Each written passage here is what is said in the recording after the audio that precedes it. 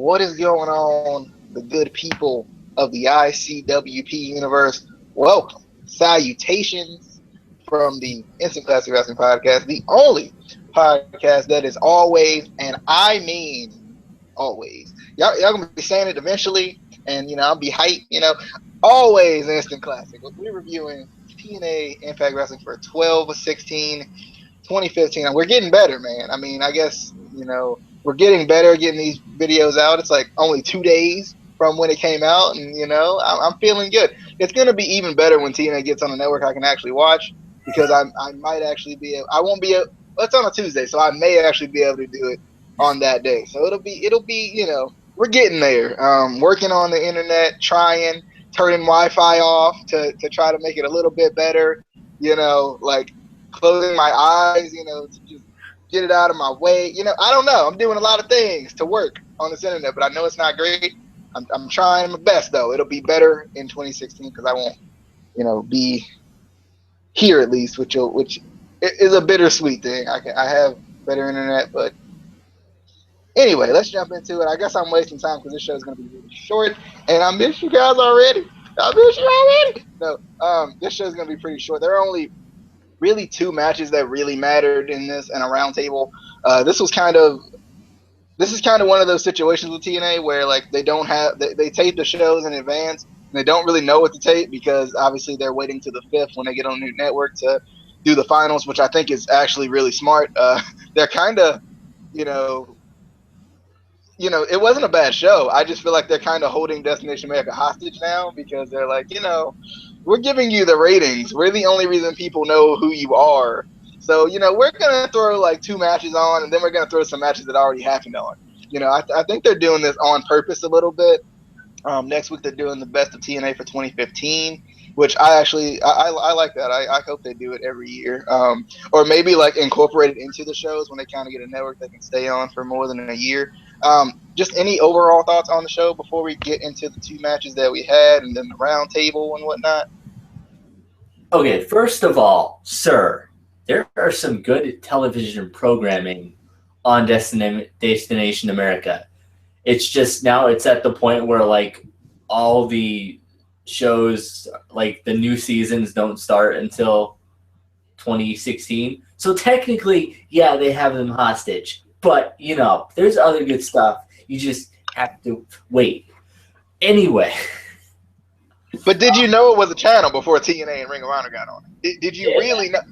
I did. Because I didn't. And I think like 89.6% of the world, I don't know where I got that number from, didn't know it was a channel at all. I didn't know. Mama didn't know. Daddy didn't know. We didn't know. I knew. Plus, I don't have it, so I guess I just had no choice of not knowing, though. That was the issue. I don't have it, so that's just kind of how it was. But yeah, back to your overall thoughts, because you know. So I'm gonna let you share your thoughts. I mean, I don't really like shows like this where they, and it's unfortunate for the circumstances because they do pre-record. And, just changing networks, they really don't know what's going to go on until they change networks.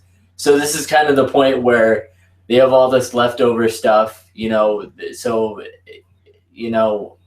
they have to kind of, show some old stuff, which, I don't know, I kind of wish they had recorded more stuff, maybe done more, some of the other teams in the World Title Series in matches.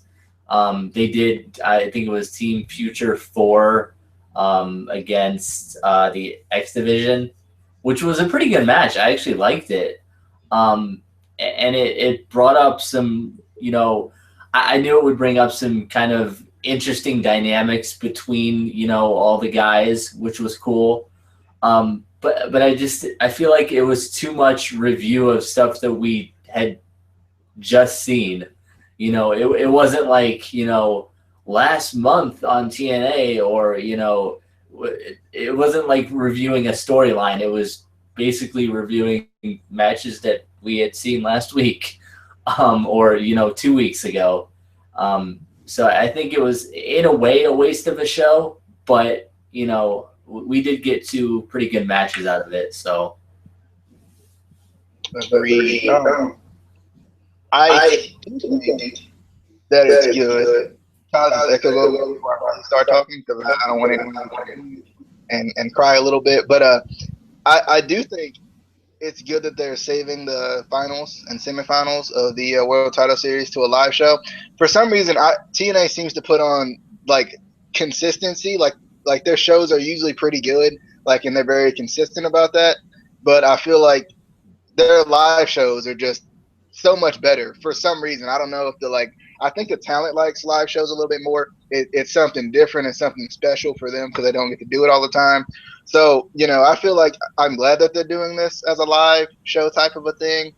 I'm kind of looking at some kind of weird turn to happen on January 5th because every time they go to a new network or they go live, something crazy always happens. We had the BDC thing that happened on in January last year. So I feel like something crazy is gonna happen just because they do that. They always bring up some sort of unexpected something to happen. So I don't know if there's gonna be a really clean finish in the finals, regardless of who ends up winning. I can see Iris like saying, I want my number one contender spot like right after someone wins the title. I could see that happening. I don't know if it's going to, but I could see him doing it. He's had it for a while, so he might be like, my number one contender spot. Yeah, maybe. I don't know. But let's jump right into it here. Some video packages kind of just throughout the night of the four talking about going down, how they got to where they got to and whatnot. I think the most interesting one was the EC3 one because he was kind of traveling and he was, he went to the gym and whatnot. And he, got his workout in, he invited us to the crib, so, I think that was the more interesting one because we kind of got to go into like the personal life a little bit, somewhat. But we started out with group Future 4, which was Crimson, Eli, Drake, Micah, and Jessie. Godderz going up against Group X Division, DJZ, Tigre Uno, Manic, and Man Drews. There's a lot of M's in this match. I'm gonna give you this match because I feel like this is kind of a match you may have liked. I was talking to Casey though. I was like, "Is Crimson still in TNA?" I liked Crimson when he was in TNA before, but I'm confused because I'm like confused, but like I'm kind of like I don't want to go look it up because I'm like I just want to just kind of be surprised when he's not there or he just is world champion or something. So, Casey.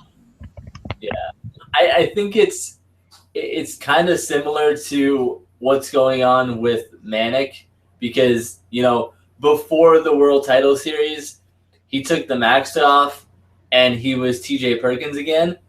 And then for the World Title Series, he has the mask on. So because it's pre-recorded and everything, we don't know if we have Manic currently or if we have TJ Perkins. Same as we don't know if we have Crimson in TNA or if he's gone because we won't find out until after, the World Title Series, which is kind of confusing. And it makes it even more confusing because guys in TNA also are able to, wrestle for other promotions. So it's kind of hard to tell who's really, out of TNA at sometimes. But I like this match. This was one of the matches that I really liked the dynamics in it. You had like Eli Drake and Jessie Godderz in the beginning were kind of, the two heels on their team. So they were kind of paired off together.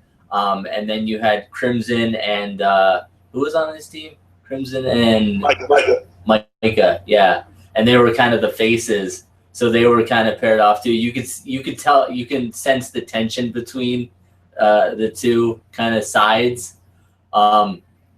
And then the other team was pretty much all faces. It was pretty much made up of sort of a face team.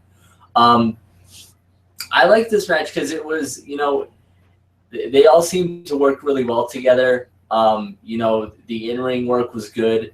I feel like the best part was the ending when Eli Drake's whole team kind of just abandoned him, and ended up losing. But it was like, I think Josh Matthews said, technically, all 7 of them won and Eli Drake lost. So I kind of like that, even though I like Eli Drake. I still kind of, he was a jerk, and he deserved it. He did. He deserved it. But I was kind of surprised that Jesse Godderz, walked out with them. With him being such a heel. That was just a little bit weird for me, but I like how it ended, and it was a pretty good match. I don't think it was anything spectacular. We've seen a lot better matches, but it was a good match for what they had kind of for this episode, just with, like we said, everything ending in 2015 and then going to a new network in 2016. But what were your thoughts on the abandonment of Eli Drake or the match? Either one. This match was kind of one of those showcase of young stars. I feel like, because like all of these guys, even Crimson, even though he's kind of made his name in TNA, I feel like, but he's still pretty young. It was just kind of showing like the talent that they have, especially the young talent that they have. So I think it works out pretty well. Yeah, the Manic situation still confuses me a little bit, but I think we get it because it's pre-recorded. I don't know how they're going to cover that up, or is he going to come out and like cut a promo about how he was unsure of what to do? He's still trying to find himself, maybe win the X Division title, and then that kind of helps him find himself or something. I'm not really sure, because I think it's well overdue that he does win it. They're just going to take the mask off and never explain it. It's TNA. Oh, yeah. They're going to be like, it disappeared? I don't know what happened to that mask. It's going to be some wizardry or something. This match was – I like this match. For some reason, I love Tigre Uno. I don't know what it is. It's probably because he's Hispanic. I think that's what it is. No, I just like his work in the ring. I think he's really smooth. He's really smooth, but he always has, some moments, especially with his finishers. I wonder, is that why he doesn't do the Saber-tooth splash anymore? Or I guess it's more so a Phoenix splash if you don't know. But, I guess that's maybe why he doesn't do it anymore, because he's kind of dangerous with his high-flying maneuvers. But, I thought this match was pretty good. Godderz faking out the suicide dive with a little flex, just, building that heel heat on him. Manic, when everybody was kind of hitting their, dives to the outside, the crossbody from Manic, it kind of got me a little bit, just because, not that I didn't like the crossbody, but I didn't like the timing at times. It was weird just, watching them, all right, do the millions of dollars dance until they get down, until they jump on you. They were just kind of holding each other up. I just wish in those situations, like, guys would just kind of, slowly get up a little bit or something, like just sell it a little bit more. And it would work out a little bit better, because a lot of times it just looks like they're just watching, like waiting, like, I don't know what's going to happen. And I don't like that for some reason. It looks funny. Yeah, this match was good. When Drake got left high and dry, the lifting kick by Manic into the swinging DDT by DJZ into the shooting star press by Mandrews ended up winning them the match. I like this match. I thought it was good. It was a good showcase of kind of the younger guys. It kind of shows what the X Division's about. And even the Future 4 group, they look really good. They're all kind of those big, strong guys, because it was a nice little contrast of styles, too. I was also surprised with Jesse Godderz leaving, just because I was like, yeah, he is a heel. But then I was like, the man stands alone, kind of standing with two other people. But he stands alone as a heel in that group. I don't know. Made a lot more sense when I thought about it. So let's continue. We would get Matthews and Pope. Before we move on, this brought up an interesting thought in my mind, and I have to ask you. Okay, if you put Tigre Uno in a match with Kalisto, who would win? I honestly think it depends on what kind of match it's gonna be. Because honestly, I'm going with Tigre Uno simply because I think he has a better technical savvy to me. I like him technically, like the technical wrestling portion of it. I like that about him, and he can fly through the air a little bit. I like him. He's got all bases covered. SDS on a ladder. That is all I need to say. That's true, but you didn't say it was gonna be a ladder match. You just said it's gonna be a match. So I'm taking Tigre. I'm taking the Tiger One, man. The one who doesn't lay down for DJZ. Alrighty, let's continue. We got Josh Matthews and Pope talking about Lashley, kind of giving us some praise. I thought that was, I liked it, but I thought it was kind of weird because everybody else kind of talked for themselves, and like Lashley was like, I don't need to talk for myself. I got Pope and Matthews to do it for me. I just thought that was kind of weird, and I thought it was funny because Lashley doesn't talk a ton anyway. And then EC3 would visit his old stomping grounds in Nashville. He would hit the gym. Got to get that workout in. He's swole, so he got to get that workout in. He got to keep that swole figure. Shout out to EC3 keeping the swole figure. And then talks about his competition and that how the tournament is BS and he doesn't deserve to really be in it because he is the true world heavyweight champion. Not the light heavyweight champion, I promise. The world champion. He is the true, not the true JSB, the true world champion. Then we would get Rockstar Spud versus Eddie Edwards versus Bobby Roode versus Mr. Anderson. This match was really good. It was an elimination style match, but it was like kind of like a four corners match where you got to like tag in to get in, which I thought was kind of cool. It was just different. That's what I liked about this match here. It was just different. It wasn't like the normal fatal four way. But you had your fair share of pandemonium in it too. Spud would take out everyone because Spud, he has no chill. Backslide by Eddie Edwards would eliminate Spud though. Sad face. Anderson would let Eddie Edwards take the crossface of Bobby Roode. Roode was not happy. He got taken to the outside though by Eddie Edwards. Mic check by Anderson on Eddie Edwards to get him out of here. And then we would get a finisher reversal, some false finishes. A really cool little ending to this match by Roode and Anderson. Roode locks in the crossface. Anderson tries to roll out of it, but Roode keeps it in for the win. I like Anderson a lot. I like him in the ring. I think at first I was watching the end of this match and I was like, I don't think I'm gonna like this. I just didn't think I was gonna like it because I love Roode. But Anderson, I feel like at times can get old just because he's been the same guy for so long. I hope that they change something with him.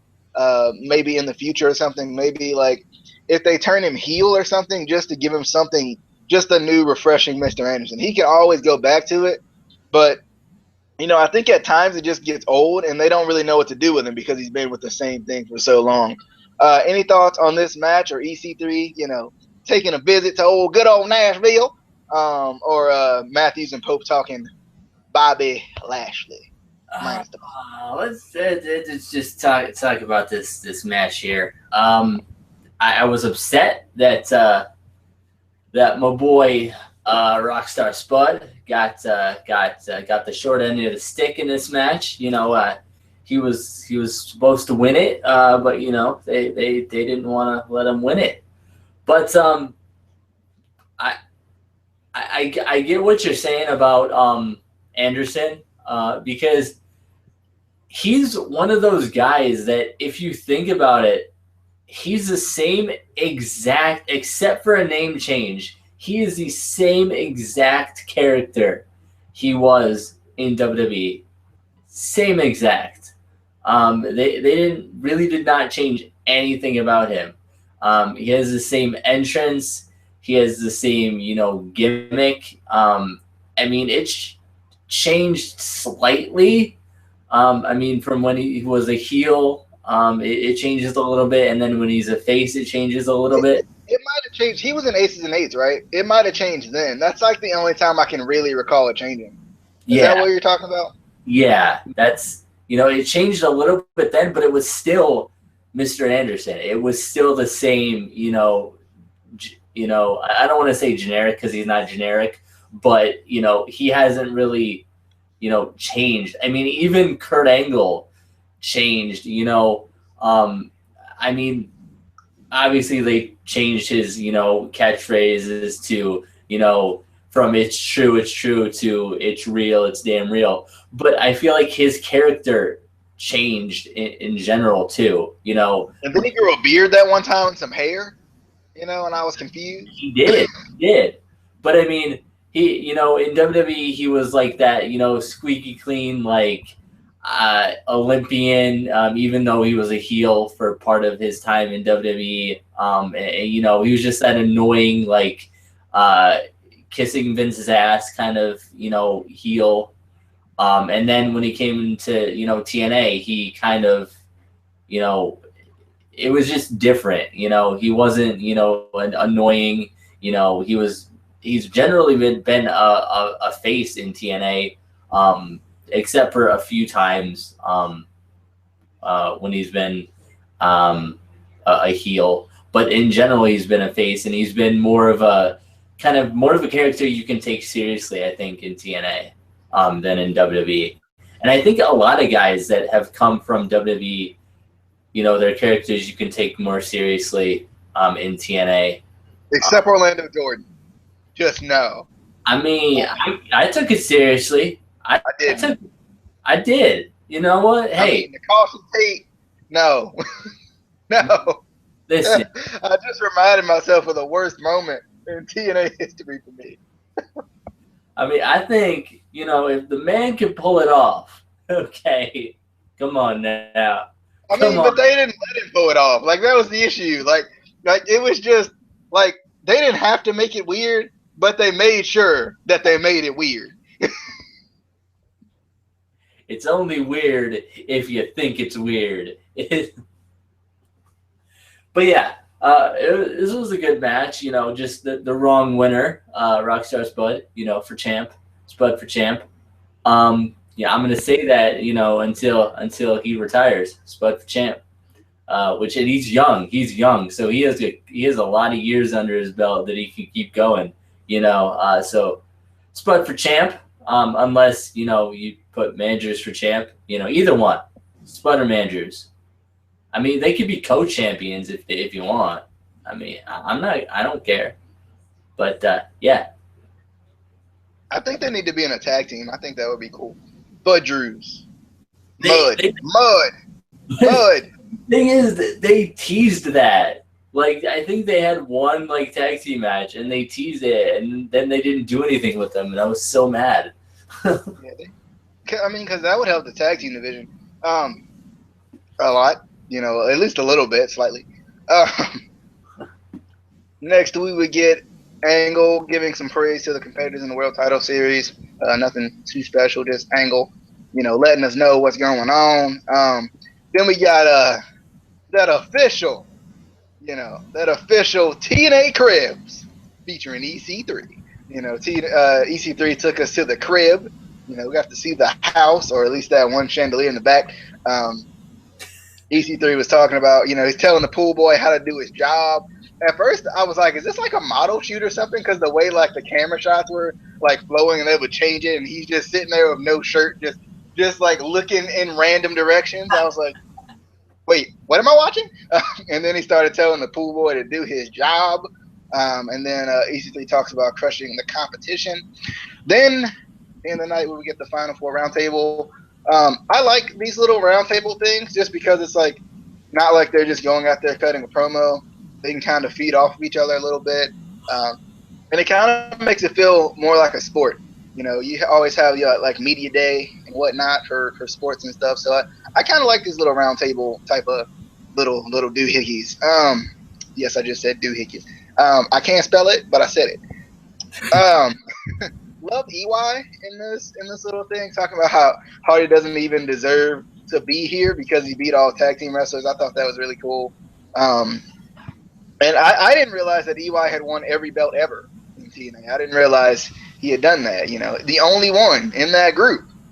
So bound to be TNA World second place because EC3 is gonna win the title.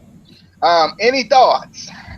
Any thoughts on EC3 soon to be your TNA World Heavyweight? That's the light heavyweight. It's not. You can't tell because I'm shaking. But I know it is. I've seen it before. I know. Anyway, we haven't seen it in years. They're gonna, it's gonna return as the TNA World. TNA does that. TNA World. But that was from WWE. They stole it. They stole it. Hijack.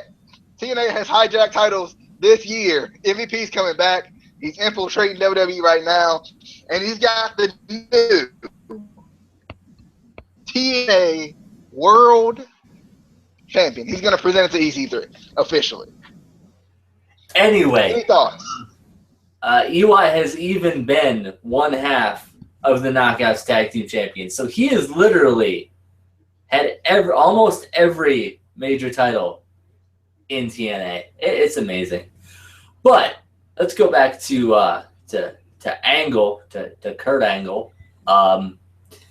This was a pretty good. I feel like nowadays any interview with Angle is awesome because we're not 100% sure what's going to happen after his contract is up. There's rumors that he's going to retire. There's rumors that he's going to go to WWE. We're not 100% sure. And I've heard rumors that, he might have to have another surgery or something, or I don't know. But it's just cool to be able to see him again, before the unknown. Speaking of possible returns to WWE, I don't know if anyone else saw this, but I saw news that we all know Jeff Hardy's contract is coming up in a couple weeks, and I guess he has to have another surgery on his knee after he broke his leg. He had a couple surgeries and he was coming back. He was on his way to recovery. I guess he's going to have another surgery. So whatever his return is going to be, whether he returns to WWE or returns back to TNA, it doesn't look like it's going to be until late 2016, which is unfortunate. But that just kind of reminded me of it when I was watching this interview, just because we all know, of the rumors that Angle's going to come back to WWE possibly, and WWE is trying to get all these guys back. But anyway, back to the round table. I kind of like round tables and I kind of don't. I feel like it's one of those things kind of like, I don't want to say Ultimate X because I still love Ultimate X when they finally do it. But it's one of those things that was kind of unique about TNA when they started doing these kind of round tables. But I feel like sometimes they do them too much and they get kind of boring a little bit, depending on who's in the round table, obviously. But, I like this one. I can't take Bobby Lashley talking seriously just because he sounds too much like a nice guy. Like, I can't be threatened by a man that I feel like would, have a tea party with me. Like, he sounds like a nice guy. He does. He really does. Like I would let him, hang out with my kids if I had kids. I would let him volunteer at a daycare. He just seems like a good guy. Like a good guy, Like I trust him with my kids. I trust him with my grandma. That got weird. I don't know where I was going with that. But back to you, because I don't know where I'm going with any of that. Alrighty. But do you think he's a nice guy? That's basically where I was going. Do you think he's a nice guy? Oh yeah. Lashley looks like a nice guy you want to get in a fight with, because I've seen him actually fight. And no. But what about EY? Does EY see? I feel the house right now and power drop me on the floor and I cry. I see, the thing about EY is, I like that they've been doing a heel character with him basically the majority of this year. But the fact that he's been in TNA so long, every time I see EY, I still see the fun-loving EY. Even though he's a heel now, I'm like, come on, EY. Come on, you a nice guy. Quit trying to act like you're me. Come on, let's go fishing. But he's so good though, like to be this good as a heel, just didn't. I mean, he's good, but I still come on, EY. He's not gonna go fishing with you, Casey. Not gonna happen. All right. I got some more news, I guess. Apparently, this is via my inside source, Goody Nation Entertainment, about Daniel Bryan reportedly not playing around with WWE anymore, saying that and I got it from Andre Corbiel too. I watched a video of his and a Goody Nation Entertainment video. They are saying that they have heard that Daniel Bryan is done with WWE because they won't clear him to actually wrestle. And he feels like he's ready to wrestle again. He's been medically cleared by doctors for a while, I think, is what they're trying to say. And there's a chance that he may go to TNA. If he does, I would hope it would be something that I didn't get spoiled on. I would kind of want it to be a surprise, because I think it would be a pretty big surprise. He's still obviously over everywhere. Everyone loves the man. I still do the yeses in my spare time. Any thoughts on Daniel Bryan maybe coming to TNA? Would you like to see it? I think it'd be cool. I know. I kind of wanted to go back to Ring of Honor. I know you're going to say that, because that's what you always say, Casey. So I'm just going to put my guess out there. That you're going to say.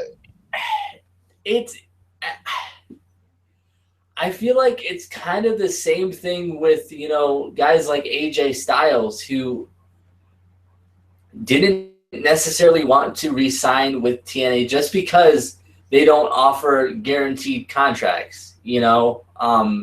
Same with why the Dudleys didn't re-sign. And I feel like he might want to go back to a place where, he's so over. Ring of Honor, if he went back to Ring of Honor, the pop that he would get would be just the building would implode. Also he could go back to New Japan and do really good over there. So, Daniel Bryan's one of those guys who I feel like has a lot of options. Like, I don't know if there's any company besides WWE that wouldn't take him. And I can't really fault WWE. Obviously they are, like we've talked about, their health protocol is really strict now, just because, of all the concussion issues, neck issues, things like that they don't want to mess around with. So I can't really fault them for that. They just want to make sure that nobody, that all the issues that these legends have from their time in the ring, don't continue to happen to the current, roster. It is unfortunate that, his doctors were, clearing him and WWE was still saying no. But I think it's kind of, a sort of maybe a double-edged sword sort of a thing. But, like I said, I feel like he has a lot of options. He could go pretty much anywhere and wrestle, and get paid really well. I think like he'd be one of those guys that would get paid pretty well, even though, even if he went to the Indies, I still think he'd be one of the top, paid guys. and I feel like, if you watch old Bryan Danielson matches from Ring of Honor or any other places, I feel like we'd see a lot more of his old stuff if he went back to Ring of Honor or New Japan or even TNA, just because they would let him do more. Like we've talked about in countless videos, WWE kind of waters you down, and there's certain moves that are banned in WWE that you can't do. I think Seth Rollins even couldn't do the curb stomp anymore. Because I think they banned that. Kevin Owens can't do the package pile driver. So I just think there would be more options for his moveset if he went elsewhere too. So I think it's a win-win for him leaving WWE, even though it is the big company out there. He's better off going somewhere where they're going to use him if he feels like he can still wrestle. Yeah, I feel like it would be good for him. Because, he can always go to Ring of Honor or go to New Japan. But I feel like it would be kind of one of those things you wouldn't want to, like, check off your list, to go to another, like, big company like that, just because he hasn't been there before. I could see him, like, going to TNA because he hasn't been there before. Because, he's wrestled all over the world. So why not add TNA, to your list? I feel like he's a Hall of Famer pretty much everywhere he goes. So, like, why not? Maybe not in WWE because they haven't seen very much from him as far as, like, they haven't pushed him a lot because he's a smaller guy. But I feel like, he just – it would be nice to see him in TNA because he hasn't been there before. I just think it would be cool to see. Kind of like with Samoa Joe. Guys like Samoa Joe and James Storm. Like, you saw Samoa Joe go to Ring of Honor for a little bit, but he had already been there, and WWE was still on the table, so he was like, I haven't tried this before. I know, obviously, he was getting older anyway, and he's like, this chance might not be there for me. So I think he kind of probably thinking the same way that Samoa Joe was thinking, but kind of like the opposite, where like, if you know what I mean. Oh, I know what you mean. All right, so that's your TNA review. For 12/16/2015. I don't know what the next video will be because it's like Friday. I guess it'll be the picks or breaking ground if they put it out Monday after Raw. If Raw's really good, maybe something about Raw. But we're getting back to that 90%, so you never know. As Casey said, that 90%. But there we go. That is TNA for 12/16/15. Hope you enjoyed. If you haven't already, push that subscribe button, because if you liked the video, you might as well just subscribe. And if you didn't, well, don't resist. You can't resist the urge. You still liked it, so press the subscribe button. We'll see you guys later on the dippity flippity thing. It's the dippity. The dippity flippity. All right, the dippity flippity. We will see you guys later. Hope you enjoyed.